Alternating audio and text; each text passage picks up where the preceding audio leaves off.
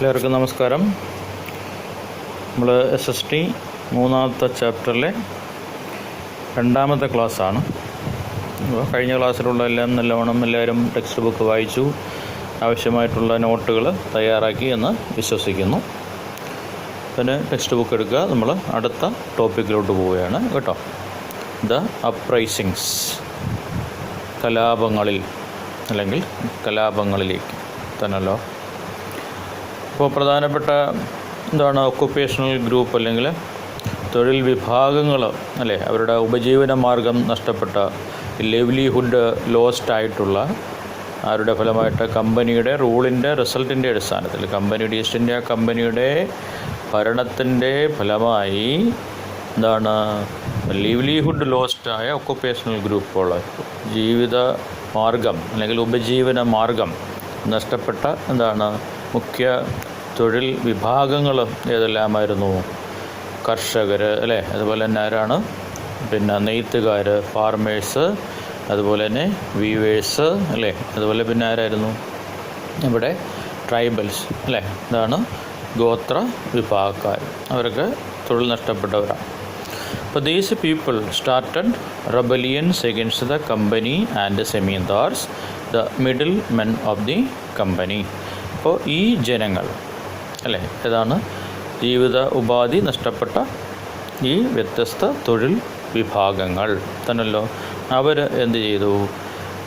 Rebellions അല്ലെങ്കിൽ കലാപങ്ങൾ എന്ത് ചെയ്തു? ആർക്കെതിരെ ആരംഭിച്ചു?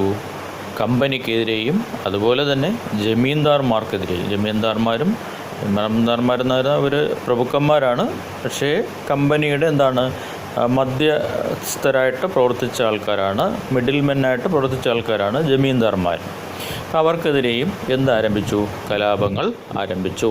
These people started rebellions against the company and zamindars, the middle men of the company അല്ലേ. അപ്പോൾ എന്തായാലും അവരുടെ ജീവിത മാർഗങ്ങൾ നഷ്ടപ്പെടുത്തിയ ഈ വൃത്തികെട്ട ഭരണത്തിനെതിരെയാണ് അവരെന്ത് ചെയ്തത്? അവരുടെ പോരാട്ടങ്ങൾ അല്ലെങ്കിൽ സമരങ്ങൾ ആരംഭിച്ചത്.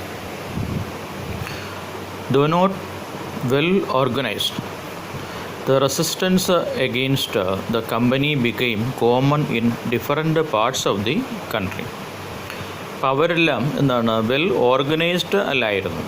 Though not well organised, organise ചെയ്തെന്ന് പറഞ്ഞാൽ സംഘടിതമായ, നോട്ട് വെൽ ഓർഗനൈസ്ഡ് എന്ന് പറഞ്ഞാൽ സുസംഘടിതരല്ലാത്തവരായിരുന്നു. അപ്പോൾ സംഘടിതരല്ലായിരുന്നു എങ്കിലും ദ റെസിസ്റ്റൻസ് എന്ന് പറയുന്നത് അല്ലെങ്കിൽ അവരുടെ ചെറുത്തുനിൽപ്പ് ആർക്കെതിരെയുള്ളതാണ്?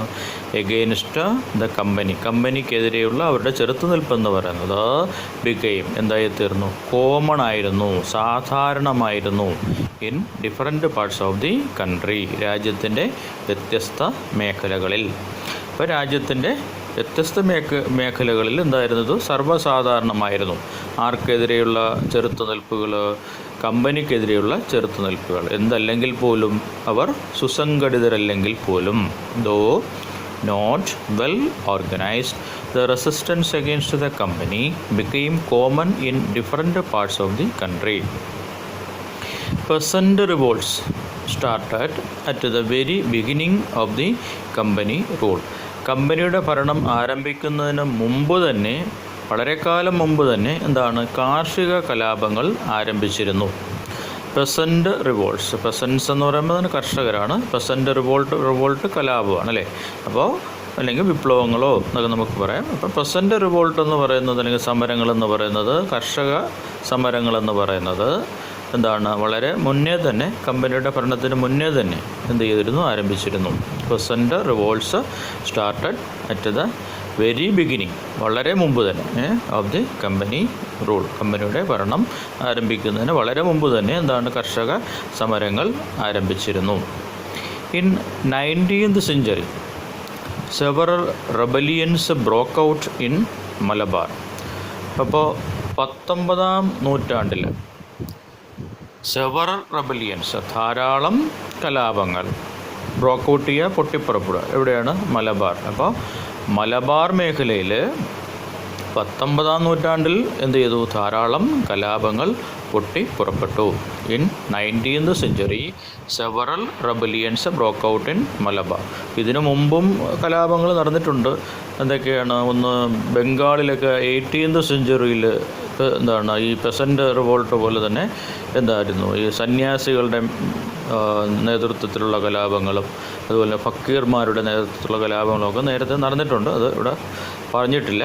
അത് ഇതിനു മുമ്പ് നടന്ന കലാപങ്ങളാണ്. 19-ാം നൂറ്റാണ്ടിലാണ് എന്ത് ചെയ്തത്? മലബാറിൽ ധാരാളം കലാപങ്ങൾ പൊട്ടിപ്പുറപ്പെട്ടു. It was led by the Mappila tenants and are known as the Mappila rebellions. അപ്പോൾ ലെഡ് നയിക്കുകയാണ്. പിന്നെ ടെനൻസ് എന്ന് പറഞ്ഞാൽ പാട്ടത്തിന് കുടികിടക്കുന്ന ആൾക്കാരെയാണ് ഇത് വിളിക്കുന്നത്, ടെനൻ്റ് എന്ന് വിളിക്കുന്നത്. അപ്പോൾ ഈ എന്താണ് റെബലിയൻസ് അല്ലെങ്കിൽ ഈ എന്താണ് റിവോൾട്ടുകളെല്ലാം നയിച്ചിരുന്നത്, ലെഡ് ചെയ്തിരുന്നത് ആരായിരുന്നു? മാപ്പിള ടെനൻസ് അല്ലെങ്കിൽ മാപ്പിള പാട്ട കുടിയാന്മാരായിരുന്നു. അതുകൊണ്ടാണ് ഇതിനെ എന്ത് പേരിൽ അറിയപ്പെടുന്നത്? മാപ്പിള റെബലിയൻ അല്ലെങ്കിൽ മാപ്പിള ലഹള അല്ലെങ്കിൽ മാപ്പിള കലാപം എന്ന പേരിൽ അറിയപ്പെടുന്നത്. Similar uprising burst out in Bengal and were known as Faraizi rebellions. ഇതേപോലെ തന്നെ എന്ത് ചെയ്തു? സെയിം എന്താണ് അപ്രൈസിങ് അല്ലെങ്കിൽ കലാപം ബസ്റ്റ് ഔട്ട് ചെയ്തു അല്ലെങ്കിൽ പൊട്ടിപ്പുറപ്പെട്ടു. എവിടെയാണ്? ബംഗാളിൽ. അതിന് എന്ത് പേരിലാണ് അറിയപ്പെട്ടത്? ഫറാസി റെബലിയൻ കേട്ടോ. അപ്പോൾ ഇതേ അപ്രൈസിങ് തന്നെയാണ് ഇവിടെ ബംഗാളിലും ബസ്റ്റ് ഔട്ട് ചെയ്തത്. എന്താണ് റിവോൾട്ടിനെ വിളിക്കുന്ന പേര് അല്ലെങ്കിൽ ആ റെബലിയനെ വിളിക്കുന്ന പേര് എന്താണ്? ഫറാസി റെബലിയൻ അല്ലെങ്കിൽ ഫറാസി കലാപം എന്നായിരുന്നു. Beside the പെസൻസ് the tribals also rose in revolt against the company. അപ്പോൾ കർഷകർ അല്ലെ അതുപോലെ തന്നെ ടെനൻസ് എന്നിവർ കൂടാതെ പിന്നെ എന്താണ് ഗോത്രവർഗക്കാരും ട്രൈബൽസും ആർക്കെതിരെ? കമ്പനിക്കെതിരെ കലാപങ്ങൾ ഉയർത്തി. തന്നല്ലോ. Besides the പെസൻസ് the tribals also rose in revolt against company. അപ്പോൾ കർഷകർ കൂടാതെ ഗോത്രവർഗക്കാരും കമ്പനിക്കെതിരെ കലാപങ്ങൾ ഉയർത്തിയിരുന്നു. അങ്ങനെയാണെങ്കിൽ പ്രധാനപ്പെട്ട ഗോത്രവർഗക്കാരെല്ലാമാണ് തന്നല്ലോ. അപ്പോൾ വളരെ ഓർഗനൈസ്ഡ് ആയിട്ടുള്ള റെബലിയൻസ് നടത്തിയ, വളരെ സംഘടിതമായ കലാപങ്ങൾ നടത്തിയ എന്താണ് മുഖ്യ ഗോത്ര വിഭാഗങ്ങൾ, മേജർ ട്രൈബൽ ഗ്രൂപ്പ്സ് ആരെല്ലാമാണ്? ഏതെല്ലാം tribal group? Major tribal groups that organised rebellions are: ഒന്ന് ദ ഭിൽസ് ഇൻ മറാത്തയിലെ ഭീലുകൾ തന്നല്ലോ. സെക്കൻഡ് എന്ന് പറയുന്നത് ദ കോലീസ് ഇൻ അഹമ്മദ് നഗറിലെ കോലികൾ. അടുത്തത് ദ കോൾസ് ഇൻ ഛോട്ടാ നാഗ്പൂർ തന്നല്ലോ. ഛോട്ടാ നാഗ്പൂരിലെ കോളുകൾ. The Santhals in Rajmahal hills, Rajmahal കുന്നുകളിലെ സാന്താൾമാർ. ദ കുറിച്യാസ് ഇൻ വയനാട്ടിലെ കുറിച്ചികൾ. ഇതെല്ലാം എന്താണ്? മേജർ ട്രൈബൽ ഗ്രൂപ്പുകളാണ്. എന്ത് നടത്തിയ? ഓർഗനൈസ്ഡ് റെബലിയൻസ്, സംഘടിതമായ കലാപം. ആർക്കെതിരെ? കമ്പനിക്കും ജമീന്ദാർമാർക്കും എതിരെ എന്താണ്? ഓർഗനൈസ്ഡ് റെബലിയൻസ് നടത്തിയ മേജർ ട്രൈബൽ ഗ്രൂപ്പുകളാണ് the Bhils in Maratha, the Kolis in Ahmednagar, the Kols in Chota Nagpur, the Santhals in Rajmahal hills, the Kurichiyas in Wayanad. അങ്ങനെയാണെങ്കിൽ നമുക്ക് നോക്കാം. ദ സാന്താൾ റെബലിയനാണ് ഒന്നാമത്തെ അല്ലേ, സാന്താൾ കലാപം. The Santhals were the inhabitants of the Rajmahal hills in the Bengal province. അപ്പോൾ പ്രൊവിൻസ് എന്ന് പറഞ്ഞാൽ എന്താണ്? പ്രവിശ്യയാണ്. ഇൻഹാബിറ്റൻസ് എന്ന് പറഞ്ഞാൽ എന്താണ്? താമസിക്കുന്നവർ അല്ലെങ്കിൽ അധിവസിക്കുന്നവർ. അപ്പോൾ the Santhals were the inhabitants of the Rajmahal hills in the Bengal province. Bengal പ്രവിശ്യയിലെ രാജ്മഹൽ കുന്നുകളിലെ എന്താണ്? അധിവസിക്കുന്ന അല്ലെങ്കിൽ താമസിക്കുന്ന ആൾക്കാരാണ്, ട്രൈബൽസ് ആയിരുന്നു പറയുന്നത് സാന്താൾസ് എന്ന് പറയുന്നത്. The Santhal rebellion was the result of exploitation by exploitation they faced from the company officials and money lenders. തന്നല്ലോ. അപ്പോൾ റിസൾട്ട് എന്ന് പറഞ്ഞാൽ എന്താണ്? ഫലമാണ്. എക്സ്പ്ലോയിറ്റ് ചെയ്യുക എന്ന് പറഞ്ഞാൽ എന്താണ്? ചൂഷണം നടത്തുക. ഫേസ് ചെയ്യുക എന്ന് പറഞ്ഞാൽ എന്താണ്? അഭിമുഖീകരിക്കുക, അല്ലേ? അപ്പോൾ ഈ Santhal rebellion was the result of exploitation. Santhal വിപ്ലവം എന്ന് പറയുന്നത്, അല്ലെങ്കിൽ സാന്താൾ കലാപം എന്ന് പറയുന്നത്, സാന്താൾ റെബലിയൻ എന്ന് പറയുന്നത് എന്തിൻ്റെ റിസൾട്ടായിരുന്നു? Exploitation they faced from the company officials and money lenders. അപ്പോൾ മണി ലെൻഡേഴ്സ്, കടം കൊടുക്കുന്ന ആൾക്കാരല്ലേ, കൊള്ളപ്പലിശക്കാരുടെയും അതുപോലെ തന്നെ കമ്പനി ഉദ്യോഗസ്ഥരിൽ നിന്ന് അഭിമുഖീകരിച്ച ചൂഷണത്തിൻ്റെ ഫലമായിരുന്നു എന്ന് പറയുന്നത് സാന്താൾ റെബലിയൻ അല്ലെങ്കിൽ സാന്താൾ കലാപം എന്ന് പറയുന്നത്. The Santhal rebellion was the result of exploitation they faced from the company officials and money lenders. അപ്പോൾ എൻ്റെ റീസൺ മനസ്സിലായല്ലോ. സാന്താൾ റെബലിയൻ്റെ റീസൺ ഇതാണ് ആണല്ലോ. പിന്നെ പറഞ്ഞിരിക്കുന്നത് the Rajmahal hills witnessed the sacrifice of more than 15,000 Santhals in this rebellion. അപ്പോൾ നോക്കുക, വിറ്റ്നസ്ഡ് എന്ന് പറഞ്ഞാൽ എന്താണ്? സാക്ഷിയാക്കി മാറുക അല്ലെങ്കിൽ സാക്ഷിയാവുക. സാക്രിഫൈസ് എന്ന് പറഞ്ഞാൽ ജീവത്യാഗം തന്നല്ലോ. അപ്പോൾ അത് രാജ്മഹൽ ഹിൽസ് വിറ്റ്നസ്ഡ്, ഈ രാജ്മഹൽ സാക്ഷിയായി. എന്തിന് സാക്ഷിയായി? 15,000 മുകളിൽ എന്താണ്? സാന്താൾമാരുടെ എന്താണ്? ജീവത്യാഗത്തിന്. ഈ വിപ്ലവത്തിൽ 15,000 മുകളിൽ സാന്താൾമാരുടെ ജീവത്യാഗത്തിന് ആര് സാക്ഷിയായി? ഈ രാജ്മഹൽ ഹിൽസ് സാക്ഷിയായി. So the Rajmahal Hills witnessed the sacrifice of more than 15,000 Sandals in this rebellion. അപ്പോൾ കമ്പനി അവരെയൊക്കെ എന്ത് ചെയ്തു? കൂട്ടക്കൊല ചെയ്യുകയാണ് ചെയ്തത്. ആരാണ്? ഈ സാന്താൾസിനെ. It was under the leadership of Sidhu and Kanu തന്നല്ലോ. അപ്പോൾ സാന്താൾ റെബലിയൻ്റെ നായകന്മാർ അല്ലെങ്കിൽ നേതൃനിരയിൽ നിന്ന് ആൾക്കാർ ആരെല്ലാമായിരുന്നു, അല്ലെങ്കിൽ ഇതിനെ നയിച്ചത് ആരായിരുന്നു? സിദ്ധുവും അതുപോലെ തന്നെ കൻഹുവും ആണ്, അല്ലേ? അപ്പോൾ ഒരു പഴയ ഒരു നാടൻ പാട്ടോടെ കൊടുത്തിട്ടുണ്ട്. Oh Sidhu smeared in blood, oh Kanu screaming Hul Hul, these studies, these robberies made us landless. We are smeared in blood for our beloved folks. അപ്പോൾ അയ്യോ സിദ്ധു എന്ത് പറ്റി? നീ രക്തത്തിൽ കുളിച്ചു കിടക്കുകയാണല്ലോ. സ്മിയർ എന്ന് പറഞ്ഞാൽ എന്താണ്? ബ്രെഡിൽ മൊത്തം കുളിച്ചു കിടക്കുക. അയ്യോ കനു, നീ എന്തിനാണ് ഹുൾ എന്ന് പറഞ്ഞ് അലറി വിളിക്കുന്നത്? ഈ കച്ചവടക്കാരും ഈ കൊള്ളക്കാരും എല്ലാം നമ്മളെ എന്താക്കി മാറ്റി? ഭൂരഹിതരാക്കി മാറ്റി. നമ്മളെല്ലാം രക്തത്തിൽ കുളിച്ചു കിടക്കുന്നു. നമ്മുടെ എന്താണ് സ്വന്തം നാട്ടുകാർക്ക് വേണ്ടി, അല്ലെങ്കിൽ നമ്മുടെ സ്വന്തം എന്താണ് ആൾക്കാർക്ക് വേണ്ടി, അല്ലേ എന്നുള്ള ഒരു കവിത അവിടെ തന്നിട്ടുണ്ട്. അത് എന്താണ്? റാണാജിത്ത് ഗുഹ അദ്ദേഹം എഴുതിയ ഒരു കവിതയാണ്, ഒരു നാടൻ പാട്ടാണത്. അതിൽ കൊടുത്തിട്ടുണ്ട്. അപ്പോൾ അതിൽ ആരെ പേര് പറഞ്ഞിട്ടുണ്ട്? ഇത് നയിച്ച ലീഡേഴ്സ്, അല്ലേ? ആരൊക്കെയാണ് ഇത് ലീഡ് ചെയ്തത്? സിദ്ധുവും അതുപോലെ തന്നെ കൻഹുവും. അപ്പോൾ അവരെക്കുറിച്ചുള്ള ഒരു ചെറിയൊരു സോങ്ങാണ് അവിടെ പറഞ്ഞിരിക്കുന്നത്. അടുത്തത് the kings and chieftains who lost their power were another group that led rebellions. അപ്പോൾ ട്രൈബൽ ഗ്രൂപ്പല്ല, അടുത്ത ഗ്രൂപ്പ് പറയണം. അപ്പോൾ ട്രൈബൽ ഗ്രൂപ്പിൻ്റെ മെയിനാണ് നമ്മളേത് പറഞ്ഞത്? സാന്താൾ തന്നല്ലോ, സാന്താൾ റെബലിയൻ. ഇനിയിപ്പോൾ ആരാണ് പറഞ്ഞിരിക്കുന്നത്? കിങ്സും അതുപോലെ തന്നെ ചീഫ്റ്റെയിൻസ്. കിങ്സ് എന്ന് പറഞ്ഞാൽ രാജാക്കന്മാരെന്ന് പറഞ്ഞാൽ ചെറിയ രാജാക്കന്മാർ, നാട്ടുരാജാക്കന്മാരെന്ന് പറയാം. പിന്നെ ഏതാണ്? ചീഫ്റ്റെയിൻസ് എന്ന് പറഞ്ഞാൽ പ്രഭുക്കന്മാർ, പ്രഭുക്കന്മാർ തന്നല്ലോ. അവരെല്ലാം എന്ത് ചെയ്തു? ഹു ലോസ്റ്റ് ദെയർ പവർ, അവരുടെ അധികാരം നഷ്ടപ്പെട്ട. അപ്പോൾ അധികാരം നഷ്ടപ്പെട്ട രാജാക്കന്മാരും അതുപോലെ തന്നെ ഭൂപ്രഭുക്കന്മാരായിരുന്നു എന്ന് പറയുന്നത് അനദർ ഗ്രൂപ്പ്, അടുത്ത വിഭാഗം എന്ത് നടത്തിയത്? ഈ കലാപങ്ങൾ നടത്തിയത് തന്നല്ലോ. അപ്പോൾ the kings and chieftains who lost their power were another group that led rebellions. അതിൽ പ്രധാനപ്പെട്ട കുറച്ച് ഗ്രൂപ്പുകളാണ് ഇവിടെ പറയുന്നത്. ഒന്ന് ഏതാണ്? ചെയ്ത് സിംഗ് ഓഫ് ഔത്ത്, രാജ ചെയ്ത് സിംഗ് ഓഫ് ഔത്ത്. അടുത്ത പിന്നെ പറഞ്ഞിരിക്കുന്നത് വീരപാണ്ഡ്യ കട്ടബൊമ്മൻ ഓഫ് തിരുനെൽവേലി. അടുത്തത് മരുതുപാണ്ഡ്യം ഓഫ് ശിവഗംഗ.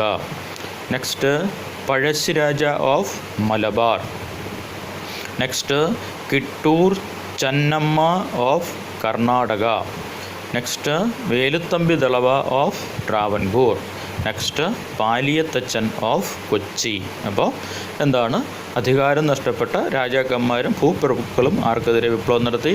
കമ്പനിക്കെതിരെ വിപ്ലവം നടത്തി. അതിൽ പ്രധാനപ്പെട്ട ആൾക്കാരാണ് എന്ന് പറയുന്നത് ഔധിയിലെ ഏതാണ് രാജ ചെയ്ത് സിംഗ്, തിരുനെൽവേലിയിലെ വീരപാണ്ഡ്യ കട്ടബൊമ്മൻ, ശിവഗംഗയിലെ മരുതു പാണ്ഡ്യൻ, അതുപോലെ തന്നെ മലബാറിലെ പഴശ്ശിരാജ, കർണാടകയിലെ കിട്ടൂർ ചെന്നമ്മ, തിരുവിതാംകൂറിലെ വേലുത്തമ്പി ദളവ, കൊച്ചിയിലെ പാലിയത്തച്ചൻ എന്നിവർ. അപ്പോൾ അത് നോക്കുക. ഓക്കെ. അപ്പോൾ അങ്ങനെയാണെങ്കിൽ ഇനി കേരളത്തിൽ നടന്ന എന്താണ് റെബലിയൻസ്, അല്ലെങ്കിൽ കേരളത്തിൽ നടന്ന എന്താണ് കലാപങ്ങൾ, പോരാട്ടങ്ങൾ, വിപ്ലവങ്ങൾ എന്തെല്ലാമാണെന്ന് നോക്കാം. Pazhassi revolt was one of the major revolt of Kerala.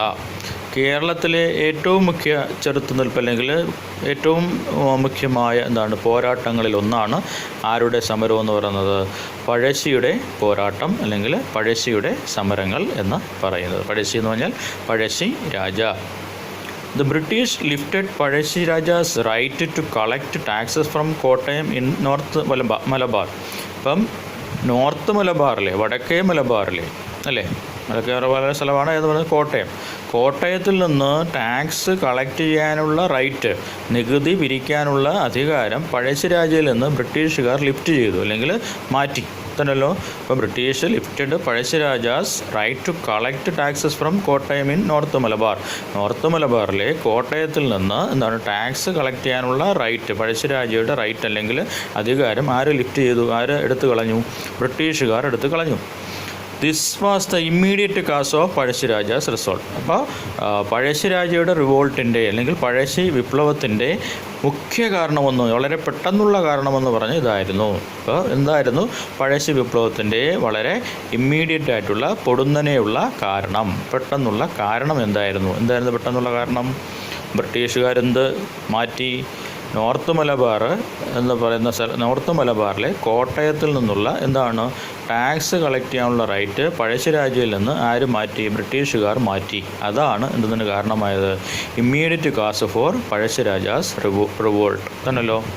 He led a guerrilla war against the British in the forest of Wayanad. വയനാടിലെ കാടുകളിൽ ബ്രിട്ടീഷുകാർക്കെതിരെ ഗറില്ല യുദ്ധമുറയാണ് അദ്ദേഹം ഉപയോഗിച്ചത്, അല്ലെങ്കിൽ ഒളിപ്പോരാണ് അദ്ദേഹം ഉപയോഗിച്ചിരുന്നത്.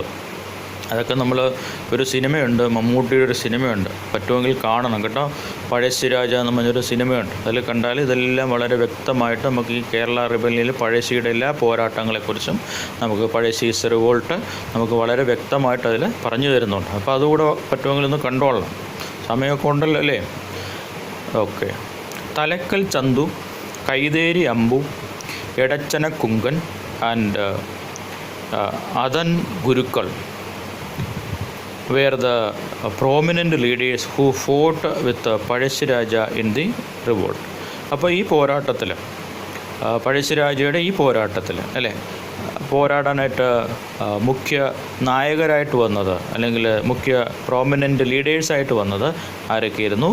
തലക്കൽ ചന്തു ഉണ്ടായിരുന്നു, പിന്നെ ആരാണ്? പിന്നെ കൈതേരി അമ്പു ഉണ്ടായിരുന്നു, പിന്നെ ആരാണ്? എടച്ചന കുങ്കനുണ്ടായിരുന്നു, അതുപോലെ തന്നെ അത്താൻ ഗുരുക്കൾ ഇവിടെ ഉണ്ടായിരുന്നു. The revolt ended with the death of Pazhassi Raja. പഴശ്ശിരാജയുടെ മരണത്തോടുകൂടി അവസാനിച്ചു? ഈ പോരാട്ടം അല്ലെങ്കിൽ ഈ സമരം അല്ലെങ്കിൽ ഈ വിപ്ലവം അവസാനിക്കുകയാണ് ഉണ്ടായത്. The anti British revolt in Travancore were led by Velu Thampi Dalawa. ഇനി തിരുവിതാംകൂറിലെ ബ്രിട്ടീഷ് വിരുദ്ധ പോരാട്ടം, ആൻറ്റി ബ്രിട്ടീഷ് റിവോൾട്ട്, ബ്രിട്ടീഷ് വിരുദ്ധ പോരാട്ടം തിരുവിതാംകൂറിൽ നയിച്ചത് ആരായിരുന്നു? Velu Thampi ദളവയായിരുന്നു. The constant intervention of the company in the home affairs of Travancore hindered the smooth administration of Dalava. This was the main reason for him to turn against the British. അപ്പോൾ അടുത്ത question അല്ലേ, ബ്രിട്ടീഷുകാർക്കെതിരെ വേലുത്തമ്പി ദളവ തിരിയുന്നതിന് കാരണമായത് എന്താണ്? അതിൻ്റെ reason അല്ലേ? What is the reason, main reason for Velu Thampi Dalawa to turn against the British? ബ്രിട്ടീഷുകാർക്കെതിരെ വേലുത്തമ്പി ദളവ തിരിയുന്നതിനുള്ള പ്രധാന കാരണം എന്താണ്? The constant intervention. കോൺസ്റ്റൻ്റ് എന്ന് പറഞ്ഞാൽ തുടർച്ചയായിട്ടുള്ള ഇൻ്റർവെൻഷൻ, ഇടപെടൽ അല്ലേ? അപ്പം നിരന്തര ഇടപെടൽ, തുടർച്ചയായിട്ടുള്ള ഇടപെടൽ. ആരുടെ ഇടപെടലാണ്? കമ്പനിയുടെ ഇടപെടൽ. എന്തിൽ? ഹോം അഫെയേഴ്സ് ഓഫ് ട്രാവൻകൂർ, തിരുവിതാംകൂറിൻ്റെ ആഭ്യന്തര കാര്യം. ഹോം അഫെയർ എന്ന് പറഞ്ഞാൽ എന്താണ്? തിരുവിതാംകൂറിലെ ഹോം അഫെയർ എന്ന് പറഞ്ഞാൽ എന്താണ്? ആഭ്യന്തര കാര്യങ്ങൾ അല്ലേ. അപ്പോൾ തിരുവിതാംകൂറിൻ്റെ ആഭ്യന്തര കാര്യങ്ങളിൽ കമ്പനിയുടെ തുടർച്ചയായ ഇടപെടൽ എന്തിന് കാരണമായി? Hindered the smooth administration of Dalawa, ദളവയുടെ എന്താണ് സുഗമമായ ഭരണത്തിന് തടസ്സമായി. ഹിൻഡർ എന്ന് പറഞ്ഞാൽ എന്താണ്? തടസ്സം. സ്മൂത്ത് അഡ്മിനിസ്ട്രേഷൻ എന്ന് പറഞ്ഞാൽ തന്നെ സുഗമമായ ഭരണം അല്ലേ. അപ്പോൾ ബ്രിട്ടീഷുകാരുടെ അല്ലെങ്കിൽ ഈസ്റ്റ് ഇന്ത്യ കമ്പനിയുടെ എന്താണ് തുടർച്ചയായിട്ടുള്ള ഇടപെടലെന്ന് പറയുന്നത് ഏതിൽ? തിരുവിതാംകൂറിൻ്റെ ആഭ്യന്തര കാര്യങ്ങളിൽ ഈസ്റ്റ് ഇന്ത്യ കമ്പനിയുടെ തുടർച്ചയായിട്ടുള്ള ഇടപെടൽ എന്ന് പറയുന്നത് ദളവയുടെ സുഗമമായ ഭരണത്തിന് തടസ്സമായി. അതാണ് എന്തിന് കാരണമായത്? ബ്രിട്ടീഷുകാർക്കെതിരെ വേലുത്തമ്പി ദളവ തിരിയുന്നതിന് കാരണമായത്. അപ്പോൾ അതൊരു ക്വസ്റ്റ്യൻ്റെ ആൻസറാണ്. ഇപ്പോൾ നേരത്തെ പറഞ്ഞതാണ് പഴശ്ശിരാജ, അതിൻ്റെ മെയിൻ റീസൺ ഏതാണ് അല്ലേ? ബ്രിട്ടീഷ് റിവോൾട്ടിന് വേണ്ടിയിട്ട്. അതുപോലെ തന്നെ ഇപ്പോൾ ആരാണ്? വേലുത്തമ്പി ദളവ ആൻറ്റി റിവോൾട്ട് ആർക്ക് നടത്തുന്നത്? ബ്രിട്ടീഷിനെതിരെ നടത്തുന്നത് എന്തുകൊണ്ടാണ് എന്നുള്ള ആ ക്വസ്റ്റ്യൻ ആൻസറുമായി. അപ്പോൾ the constant intervention of the company in the home affairs of Travancore hindered the smooth administration of Dalawa. ദളവയുടെ സ്മൂത്ത് അഡ്മിനിസ്ട്രേഷന് ഹിൻഡർ ആയി എന്ന് പറയുന്നത് കമ്പനിയുടെ എന്താണ്? കോൺസ്റ്റൻ്റ് ഇൻ്റർവെൻഷൻ ഏതിലുള്ള? ട്രാവൻകൂറിൻ്റെ ഹോം അഫെയേഴ്സിൽ. അതാണ് ഇതിന് റീസണായി മാറിയത്. This was the main reason for him to turn against the British. Paliath Achan, the minister of Kochi, extended his assistance to Dalawa. കൊച്ചിയിലെ മന്ത്രിയായിരുന്ന പാലിയത്തച്ചൻ എന്ത് ചെയ്തു? അദ്ദേഹത്തിൻ്റെ സഹായം ദളവയ്ക്ക് നീട്ടിക്കൊടുത്തു. എക്സ്റ്റെൻഡ് ചെയ്യുക എന്നതാണ്, നീട്ടുക. അസിസ്റ്റൻസ് എന്ന് സഹായഹസ്തം നീട്ടി എന്ന് പറഞ്ഞാൽ സഹായിച്ചു തന്നല്ലോ. ആരെ സഹായിച്ചു? പാലിയത്തച്ചൻ ആരായിരുന്നു? കൊച്ചിയിലെ മിനിസ്റ്ററായിരുന്നു. അപ്പോൾ അദ്ദേഹവും ആരെ ഹെൽപ്പ് ചെയ്തു? ദളവയെ ഹെൽപ്പ് ചെയ്തു. In the famous Kundara proclamation of 1809 Dalawa called upon the people to fight against the British. However, he was defeated by the British. അപ്പോൾ 1809 അദ്ദേഹം എന്ത് ചെയ്തു? പ്രശസ്തമായ കുണ്ടറ വിളംബരം നടത്തി. കുണ്ടറ പ്രൊക്ലമേഷൻ. എന്നാണ് കുണ്ടറ വിളംബരം നടത്തിയത്? 1809. അതിലെന്താണ് പറഞ്ഞിരിക്കുന്നത്? കുണ്ടറ പ്രൊക്ലമേഷനിൽ എന്താണ്? ഈ ഫേമസ് കുണ്ടറ പ്രൊക്ലമേഷൻ എന്താണ് പറഞ്ഞിരിക്കുന്നത്? എല്ലാ ജനങ്ങളോടും പറഞ്ഞു, ആർക്കെതിരെ ഫൈറ്റ് ചെയ്യൂ? ബ്രിട്ടീഷിനെതിരെ ഫൈറ്റ് ചെയ്യൂ, ബ്രിട്ടീഷുകാർക്കെതിരെ പോരാടൂ അല്ലേ എന്നാണ് ഇവിടെ വിളംബരം നടത്തിയത്. എന്താ ആ പ്രൊക്ലമേഷനാണ് ഇവിടെ നടത്തിയത്? കുണ്ടറ പ്രൊക്ലമേഷൻ എന്ന പേരിൽ അറിയപ്പെടും. അപ്പോൾ അദ്ദേഹം എന്ത് ചെയ്തു? ട്രാവൻകൂറിലുള്ള എല്ലാ ജനങ്ങളോടും പറഞ്ഞു എന്ത് ചെയ്തു? ബ്രിട്ടീഷിന് അഗേൻസ്റ്റ് എന്ത് ചെയ്യുക? ഫൈറ്റ് ചെയ്യൂ. അതാണ് എന്ന് പറയുന്നത് കുണ്ടറ പ്രൊക്ലമേഷൻ. ഏത് വർഷത്തിലാണ്? 1809. അപ്പോൾ അതും ഒരു ക്വസ്റ്റ്യനാണ്. ഓക്കെ, കുണ്ടറ പ്രൊക്ലമേഷൻ വർഷമെന്ന് പറയുന്നത് 1809. എന്താണ് ഈ കുണ്ടറ പ്രൊക്ലമേഷൻ എന്ന് പറയുന്നത്? അപ്പോൾ Dalawa called upon the people to fight against the British in the famous place of Kundara, that is called Kundara Proclamation. ഇതൊക്കെ നടത്തിയെങ്കിലും ഇത്രയും ജനങ്ങളോട് അഭ്യർത്ഥിച്ച് ഇതൊക്കെ പോരാട്ടങ്ങൾ നടത്തിയെങ്കിലും അവസാനം എന്ത് ചെയ്തു? വേലുത്തമ്പി ദളവയ്ക്ക് എന്ത് സംഭവിച്ചു? പരാജയപ്പെടേണ്ടതായിട്ട് വന്നു തന്നല്ലോ. അപ്പോൾ വേലുത്തമ്പി ദളവയാണ് എന്ത് നടത്തിയത്? കുണ്ടറ പ്രൊക്ലമേഷൻ നടത്തിയത് വേലുത്തമ്പി ദളവയാണ്. ഏത് വർഷമാണ്? 1809 തന്നല്ലോ. അപ്പോൾ പരാജയപ്പെടേണ്ടി വന്നു. അടുത്തൊരു ചെറിയൊരു ഫൈനൽ ജേണി ഓഫ് പഴശ്ശിരാജ എന്ന് പറഞ്ഞൊരു ചെറിയൊരിത് പറഞ്ഞിട്ടുണ്ട് അല്ലേ. അതാരാണ് പറഞ്ഞിരിക്കുന്നത്? TH ബാബർ അല്ലേ. അദ്ദേഹം മലബാറിലെ സബ് കളക്ടറായിരുന്നു. അദ്ദേഹം പണ്ട് എഴുതിയൊരു കാര്യമാണ് പറഞ്ഞിരിക്കുന്നത്. എന്താണ് പറഞ്ഞിരിക്കുന്നത്? The Raja's body was taken, the final journey of Pazhassi Raja അല്ലേ. അന്ത്യയാത്രയാണ്, അവസാനത്തെ യാത്ര, പഴശ്ശിരാജയുടെ അവസാനത്തെ യാത്ര. Raja's body was taken and put in my palanquin while the lady who was dreadfully reduced from sickness was put into Captain Clapham's. അപ്പോൾ നോക്കൂ, രാജാവിൻ്റെ മൃതശരീരം എടുത്ത് എൻ്റെ പല്ലക്കിലാണ് വെച്ചത്. പാലങ്കിന് പല്ലക്കാണ്. അതേസമയം അവിടെ ഒരു ലേഡി ഉണ്ട്. ആ ലേഡി എന്ന് പറഞ്ഞാൽ ആരായിരുന്നു? പഴശ്ശിരാജയുടെ ഭാര്യയായിരുന്നു. വളരെ ഭീകരമായ രീതിയിൽ അസുഖം കൊണ്ട് എന്ത് ചെയ്തു? തളർന്ന അവശയായിരുന്നു. ഡ്രെഡ്ഫുള്ളി റെഡ്യൂസ്ഡ് ഫ്രം സിക്നസ്. രോഗത്താൽ അതീവ ക്ഷീണിതയായിരുന്നു. അവരെ ഏതിലാണ് കയറ്റിയത്? ക്യാപ്റ്റൻ ക്ലഫാംസിൻ്റെ പല്ലക്കിൽ കയറ്റി. The following day, തൊട്ടടുത്ത ദിവസം, the Raja's body was dispatched under a strong escort.